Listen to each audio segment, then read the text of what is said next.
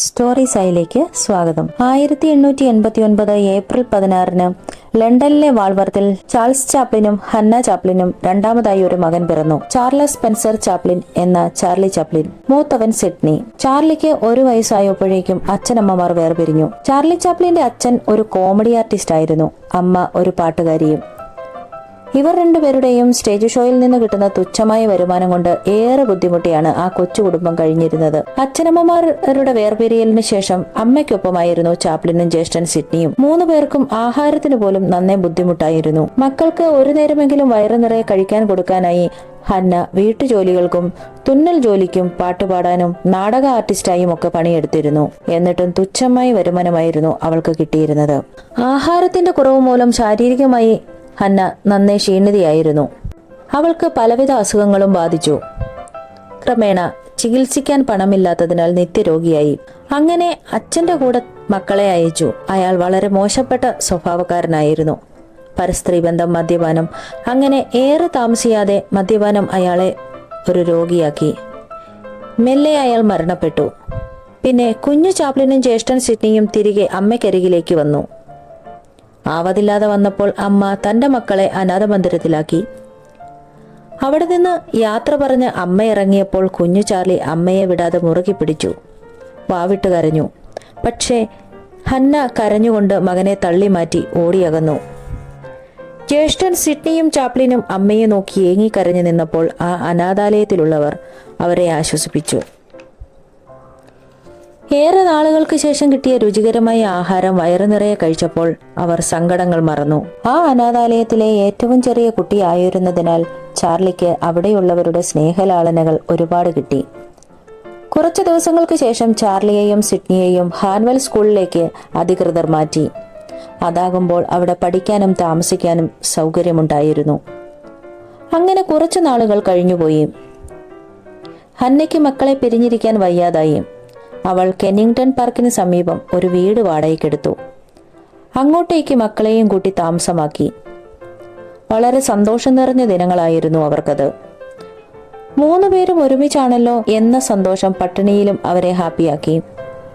വാടക കൊടുക്കാത്തതിനാൽ പല വീടുകളിൽ നിന്നും പുറന്തള്ളപ്പെട്ട അവർ നന്നേ ബുദ്ധിമുട്ട് അനുഭവിച്ചിരുന്നു. അങ്ങനെയിരിക്കെ ഒരു ദിവസം ഹന്നയ്ക്ക് ഒരു സ്റ്റേജ് ഷോ കിട്ടി. മക്കളെയും കൂട്ടി പ്രോഗ്രാമിനായി പോയി. പാട്ടുപാടുന്നതിനിടയിൽ സ്റ്റേജിൽ വെച്ച് ഹന്നയ്ക്ക് സ്വരമിടറി. പാട്ട് നിന്നുപോയി.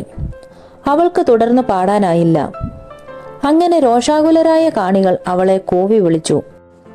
സ്റ്റേജിന് പുറകോട്ട് കരഞ്ഞുകൊണ്ടോടിയ അവളെ കണ്ട ചാർലി അമ്മയുടെ കരച്ചിലടക്കാനായി സ്റ്റേജിലേക്ക് ഓടിക്കയറി. കൂവി വിളിക്കുന്ന കാണികളുടെ മുന്നിലേക്ക് കുഞ്ഞു ചാർലിയുടെ അരങ്ങേറ്റവും അമ്മയുടെ അരങ്ങൊഴിയലും ഒരുമിച്ചായിരുന്നു. ഓഡിയൻസിനെ പിടിച്ചിരുത്താനായി അവൻ ഒരു പാട്ടുപാടി. അന്നത്തെ ട്രെൻഡിംഗ് ആയ ജാക്ക് ജോൺസ് എന്ന ഗാനമായിരുന്നു അത്. ആ കൊച്ചുമിടുക്കന്റെ പാട്ടിൽ അലിഞ്ഞുപോയ കാണികൾ ഒരുപാട് പണം വാരി അവന് നേരെ എറിഞ്ഞു. സ്റ്റേജിലേക്ക് പണം വന്നു വീഴുന്നത് കണ്ട ചാർലിയുടെ കണ്ണു തള്ളി. അവൻ ഉടൻ തന്നെ പാട്ട് നിർത്തി മൈക്ക് താഴെ വെച്ചു. ആ പണം ഓരോന്നായി പെറുക്കിയെടുത്തു. ഉടൻ തന്നെ ഇത് കണ്ട ഷോയുടെ നടത്തിപ്പുകാരൻ ഓടി വന്ന് അവനെ സഹായിച്ചു. അവനപ്പോൾ വെപ്രാളമായി.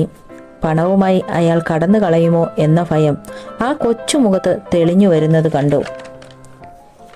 നിഷ്കളങ്കമായ അവന്റെ ഓരോ പ്രവൃത്തിയും കണ്ട് കാണികൾക്ക് ചിരിയടക്കാനായില്ല.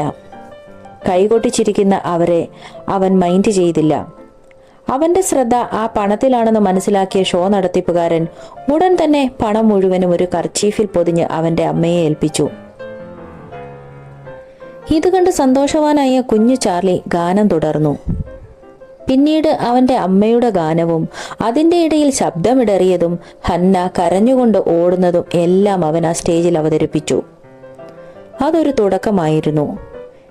പിന്നീട് പലതരം ജോലി ചെയ്ത് ചേട്ടനും അനിയനും ഹന്നയെ ശുശ്രൂഷിച്ചെങ്കിലും ഹന്ന പലവിധ രോഗത്തിനും അടിമയായി. അങ്ങനെയിരിക്കെ സിഡ്നിക്ക് കപ്പലിൽ കുഴലൂത്തുകാരനായി ജോലി കിട്ടി. ചാർലിയുടെയും അമ്മയുടെയും ജീവിതം തെല്ലൊന്നും മെച്ചപ്പെട്ടു. പക്ഷെ നിർഭാഗ്യമെന്ന് പറയട്ടെ, സാധാരണ വരാറുള്ള ഡേറ്റ് കഴിഞ്ഞിട്ടും സിഡ്നി തിരികെ വന്നില്ല. മകനെ കാണാതായിട്ട് മാസങ്ങളായി. ഭയവും വിഷമവും ദാരിദ്ര്യവുമൊക്കെ പാരമ്യത്തിലെത്തിയിരുന്നു ഹന്നയ്ക്ക്. അവൾ കപ്പൽ കമ്പനിയിലേക്ക് മകനെ തിരക്കി കത്തയച്ചു. അധികം വൈകാതെ മറുപടി എത്തി. സിഡ്നിക്ക് രക്തവാതം കലശലായിരിക്കുന്നു, ഗുരുതരാവസ്ഥയിൽ കിടപ്പിലാണ് എന്നതായിരുന്നു കത്തിലെ ഉള്ളടക്കം. കത്ത് വായിച്ച ഹന്ന ബോധരഹിതയായി. പിന്നീട് അവൾ കണ്ണു തുറന്നപ്പോൾ സമനില നഷ്ടപ്പെട്ടിരുന്നു. അതെ, ആ മാതൃഹൃദയം തന്റെ മക്കളെയും താൻ ആരാണെന്ന് പോലും മറന്നിരുന്നു. കുഞ്ഞു ചാർലിയോട് നാട്ടുകാർ പറഞ്ഞു, നിന്റെ അമ്മയ്ക്ക് ഭ്രാന്താണ് എന്ന്. അവനത് സഹിക്കാനായില്ല. ആശ്രയത്തിനാരുമില്ല എന്ന് മനസ്സിലാക്കിയ അവൻ അമ്മയെയും കൂടി 14 കിലോമീറ്ററുകളോളം നടന്ന് മനോരോഗ ആശുപത്രിയിലെത്തി. അമ്മയെ അവിടെയാക്കി. തിരികെ വീട്ടിലെത്തിയ ചാർലിക്ക് എന്ത് ചെയ്യണമെന്നറിയാതെ പകച്ചു നിന്നുപോയി. വിശപ്പടക്കാനായി അവൻ ആ വീട് മുഴുവനും അരിച്ചു പിറക്കി. ഒരു കഷ്ണം ബ്രെഡിനായി അവൻ വല്ലാതെ ആഗ്രഹിച്ചു. എന്നാൽ ആ വീട്ടിൽ ആകെ ഉണ്ടായിരുന്നത് കുറച്ച് ചായപ്പൊടി മാത്രമായിരുന്നു. തന്റെ ജീവിതത്തിലെ ഏറ്റവും മോശപ്പെട്ട സമയമായിരുന്നു അത് എന്നാണ് പിന്നീട് ചാർലി ചാപ്ലിൻ പറഞ്ഞിരുന്നത്. അങ്ങനെ ശാരീരികമായും മാനസികമായും തളർന്ന അവൻ ഒറ്റയ്ക്ക് ആ വീട്ടിൽ ഒരാഴ്ച കഴിച്ചുകൂട്ടി. അതിനുശേഷം ഒരു ദിവസം രാവിലെ അതാ അവന്റെ ജ്യേഷ്ഠൻ സിഡ്നി എത്തിയിരിക്കുന്നു. ജ്യേഷ്ഠനെ കണ്ടതും കരഞ്ഞു തളർന്ന് കിടക്കാനേ അവന് കഴിഞ്ഞിരുന്നുള്ളൂ. അങ്ങനെ സിഡ്നി അവന് ആഹാരം വാങ്ങിക്കൊടുത്തു.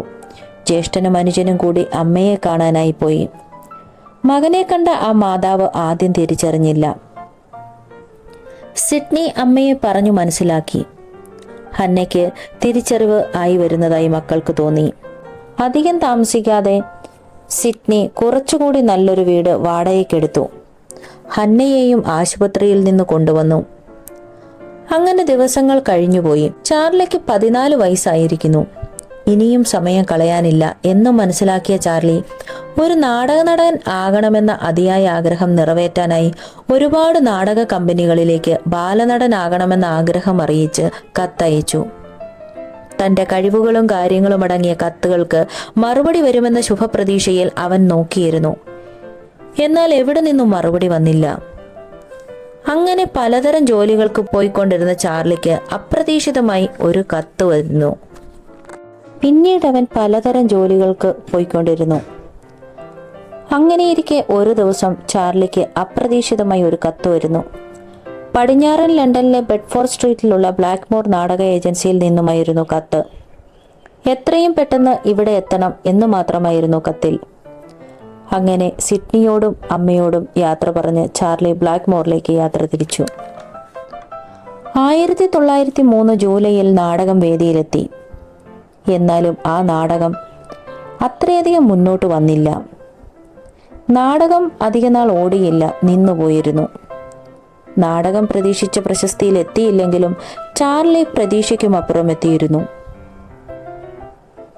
നാടകത്തിലെ ചാർലിയുടെ കഥാപാത്രത്തെയും അഭിനയ മികവിനെയും പേപ്പറിൽ വരികയും ജനങ്ങൾ ഏറ്റെടുക്കുകയും ചെയ്തിരുന്നു. പിന്നെ ചാർലി തന്റെ മാതാപിതാക്കൾ ജോലി ചെയ്തിരുന്ന നാടക കമ്പനിയുമായി ബന്ധപ്പെട്ട് ചെറിയ ചെറിയ വേഷങ്ങൾ ചെയ്ത് അത്യാവശ്യം കാര്യങ്ങൾ നീക്കാനുള്ള പണം സമ്പാദിച്ചു വരികയായിരുന്നു. അപ്പോഴാണ് 1910 ഷെർലക് ഹോംസിന്റെ സഹായിയായ ഒരു ചെറിയ പയ്യന്റെ റോൾ ചാർലിയുടെ മുന്നിലേക്ക് എത്തുന്നത്. അത് ചാർലിയുടെ ജീവിതത്തിലെ ഒരു നാഴികക്കല്ലായിരുന്നു. പിന്നീട് അങ്ങോട്ട് വിദേശ രാജ്യങ്ങളിൽ ഉൾപ്പെടെ അനേകം നാടകങ്ങളിൽ ചാർലി ഒഴിച്ചുകൂടാനാവാത്ത നടനായി മാറി. അങ്ങനെ അമേരിക്കൻ തുറമുഖത്ത് എത്തിയ ചാർലി ചാപ്ലിൻ കപ്പലിൽ നിന്നും ഇറങ്ങി ഒരു ചെറിയ ബോട്ടിൽ കയറി അമേരിക്കയിലെത്തി. കാലെടുത്ത് വെക്കുന്നതിനു മുൻപ് ചാർലി ഉറക്കെ വിളിച്ചു പറഞ്ഞു, ഞാനിതാ അമേരിക്കയെ കീഴടക്കാൻ പോകുന്നു എന്ന്. അങ്ങനെ അവിടെയുള്ള നാടകവേദികളെ തന്റെ അഭിനയ മികവ് കൊണ്ട് കയ്യിലെടുത്ത ചാപ്ലിന് 1913 സിനിമയിൽ അഭിനയിക്കാൻ ഒരു ചാൻസ് വരികയാണ്. പിന്നീട് അങ്ങോട്ട് അദ്ദേഹം നാടകത്തിൽ നിന്നും സിനിമയുടെ വിസ്മയ ലോകത്തിലെ താരരാജാവായി മാറുന്നു. പിന്നീട് ഏതാനും വർഷങ്ങൾ കൊണ്ട് അദ്ദേഹം സിനിമാ സംവിധായകൻ, തിരക്കഥാകൃത്ത്, അഭിനയം, ഗായകൻ എല്ലാ മേഖലകളിലും നിറസാന്നിധ്യമായി മാറി. ഒരു കഷ്ണം ബ്രെഡിന് വേണ്ടിയുള്ള അതിമോഹം മാത്രമായിരുന്നു. അത് കിട്ടാതെ തളർന്നു കിടന്ന് വിശപ്പിനെ അതിജീവിക്കാനാവാതെ ഉറങ്ങിയ ആ കുഞ്ഞു ചാർലി ഇന്ന് ലോകമറിയുന്ന അതിസമ്പന്നനായ ഒരു ഇതിഹാസമായി മാറിയിരിക്കുന്നു. തിരികെ ലണ്ടനിലെത്തിയ അദ്ദേഹത്തിന് ഒരു നോക്ക് കാണാനായി തടിച്ചുകൂടിയ ജനങ്ങളുടെ ഇടയിലൂടെ അഭിമാനത്തോടെ അയാൾ അമ്മയുടെ അടുക്കിലേക്ക് നടന്നു നീങ്ങി. പണവും പ്രശസ്തിയും വാനോളം ഉയർന്നു. എങ്കിലും ജീവിതത്തിൽ സ്ഥിരതയുള്ള ഒരു ദാമ്പത്യ ജീവിതം അദ്ദേഹത്തിനുണ്ടായില്ല. 4 വിവാഹം കഴിച്ച അദ്ദേഹത്തിന് 11 മക്കളുണ്ടായിരുന്നു. തന്നേക്കാൾ ഒരുപാട് പ്രായം കുറഞ്ഞ പെൺകുട്ടികളെയാണ് അയാൾ വിവാഹം കഴിച്ചിരുന്നത്. അമേരിക്കയിലേക്ക് കുടിയേറിയ അദ്ദേഹം തന്റെ പണവും കഴിവും സ്വാധീനവും ഉപയോഗിച്ച് സിനിമയെന്ന ആയുധത്തിലൂടെ ഹാസ്യമെന്ന കൈമുതലുകൊണ്ട് ജർമ്മനിയുടെ സ്വേച്ഛാധിപതിയായ ഹിറ്റ്ലർക്കെതിരായി ജനങ്ങളിലേക്ക് തന്റെ രാഷ്ട്രീയ ഒളിയമ്പുകൾ എറിഞ്ഞു. അദ്ദേഹത്തിന്റെ ഒളിയമ്പുകൾ എത്തേണ്ടടുത്തെത്തി. അങ്ങനെ ഒരിക്കൽ ലണ്ടനിലെത്തിയ അദ്ദേഹം തിരികെ അമേരിക്കയിലേക്ക് പോകാൻ ഒരുങ്ങിയപ്പോൾ അത് സംഭവിച്ചു. അമേരിക്ക ചാർലി ചാപ്ലിന് വിലക്കേർപ്പെടുത്തിയിരിക്കുന്നു. അദ്ദേഹത്തിന്റെ രാഷ്ട്രീയ നിലപാട് അദ്ദേഹത്തിനെ ഒരു കമ്മ്യൂണിസ്റ്റുകാരനാക്കി മുദ്രകുത്തി. കൽച്ചുവട്ടിലെ മണ്ണൊലിച്ചുപോയ അവസ്ഥയായിരുന്നു അദ്ദേഹത്തിന്. തന്റെ സമ്പാദ്യത്തിന്റെ ഭൂരിഭാഗവും അമേരിക്കയിൽ ആയിരുന്നു. അദ്ദേഹം താനൊരു രാഷ്ട്രീയക്കാരനല്ല എന്ന് വാദിച്ചെങ്കിലും അത് വിലപ്പോയില്ല.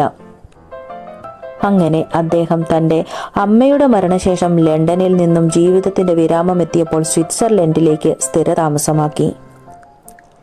1977 ഡിസംബർ 25 ഒരു ക്രിസ്മസ് രാവിൽ ഉറങ്ങിക്കിടന്ന അദ്ദേഹത്തിന് ഒരു സ്ട്രോക്ക് വന്നു. അങ്ങനെ ആ ഇതിഹാസ നായകൻ ഈ ലോകത്തോട് വിട പറഞ്ഞു. ജീവിതത്തിൽ ഒരുപാട് സങ്കടങ്ങളിലും കാണികളെ ചിരിപ്പിക്കുക മാത്രമായിരുന്നില്ല അദ്ദേഹം ചെയ്തത്. സ്വയം ചിരിക്കുകയും വിഷമങ്ങളെ ചിരിയുടെ മൂടുപടം കൊണ്ട് വെല്ലുവിളിക്കുകയും ചെയ്ത അദ്ദേഹം പറഞ്ഞു, ഞാൻ മഴയിൽ നടക്കാൻ ഇഷ്ടപ്പെടുന്നത് എൻ്റെ കണ്ണുനീർ ആരും കാണാതെ ഇരിക്കാനാണ് എന്ന്. പട്ടിണിയിലും ജീവിത പ്രശ്നത്തിലും തളരാതെ മുന്നേറി വന്ന അദ്ദേഹത്തിന്റെ ജീവിതം നമുക്കൊരു പ്രചോദനമാണ്. അങ്ങനെ ചാർലി ചാപ്ലിൻ എന്ന അതുല്യ പ്രതിഭയുടെ കഥ ഇവിടെ നിർത്തുന്നു. മറ്റൊരു കഥയുമായി സ്റ്റോറീസായിലൂടെ ഉടൻ വരാം. കഥകൾ ഇഷ്ടപ്പെടുന്നുവെങ്കിൽ ചാനൽ ഒന്ന് സബ്സ്ക്രൈബ് ചെയ്യണേ. Thank you for watching.